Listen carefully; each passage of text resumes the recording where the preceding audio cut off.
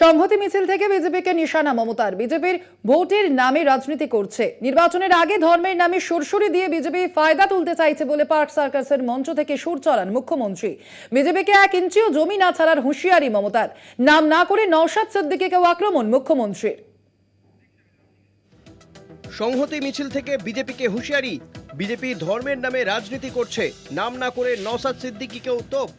মোদী বলেছিলেন 22শে জানুয়ারি অযোধ্যা রামময় হবে, কথা রেখেছেন তিনি। রামলালার প্রাণ প্রতিষ্ঠাকে কেন্দ্র করে অযোধ্যাকে যেমন ধর্মীয় আচ্ছাদনে মুড়ে ফেলেন, তেমনি বারবার রামের নাম করে দেশবাসীর মনে রাম ভক্তি জাগিয়ে তোলার চেষ্টা করেন। ঠিক এই আবহেই কলকাতার রাজপথে সর্বধর্ম সমন্বয়ের বার্তা দেন মমতা বন্দ্যোপাধ্যায়।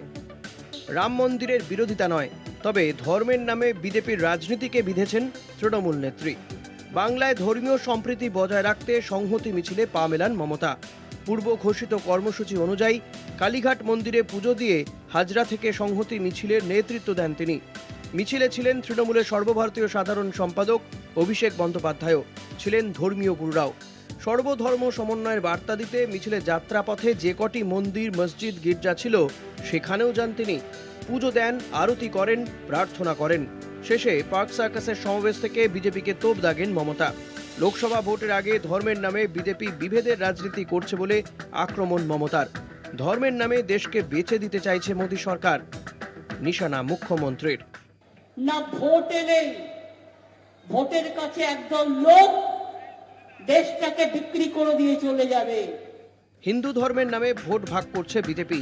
একদিকে যেমন মমতার নিশানায় প্রধানমন্ত্রী, অন্যদিকে নাম না করে আইএসএফ বিধায়ক নওশাদ সিদ্দিকীকেও আক্রমণ। সংখ্যালঘু ভোট কেটে বিজেপিকে কেউ কেউ সুবিধা করে দিচ্ছে বলে আক্রমণ শানান মমতা। বড় বড় কথা বলে, নির্বাচনের সময় ধর্মে ধর্মে সুরসুরি দেয়। আবার অনেকে বিজেপি যেমন হিন্দু ভোট ভাগ করার চেষ্টা করে, আবার কিছু দালাল নেতাও তৈরি করেছে মুসলিমদের মধ্যে। তারাও গিয়ে যাতে মুসলিম ভোট ভাগাভাগি হয় তার জন্য টাকা নেয় এবং ভাগ করবার চেষ্টা করে। আমি এটা করি না। সংহতি যাত্রার মঞ্চ থেকে বিজেপিকে তোপ দাগেন অভিষেক বন্দ্যোপাধ্যায়ও। ধর্মের নামে ভোট নয়, যে দল ঠিকঠাক কাজ করবে তাকেই ভোট দেওয়ার আহ্বান অভিষেকের।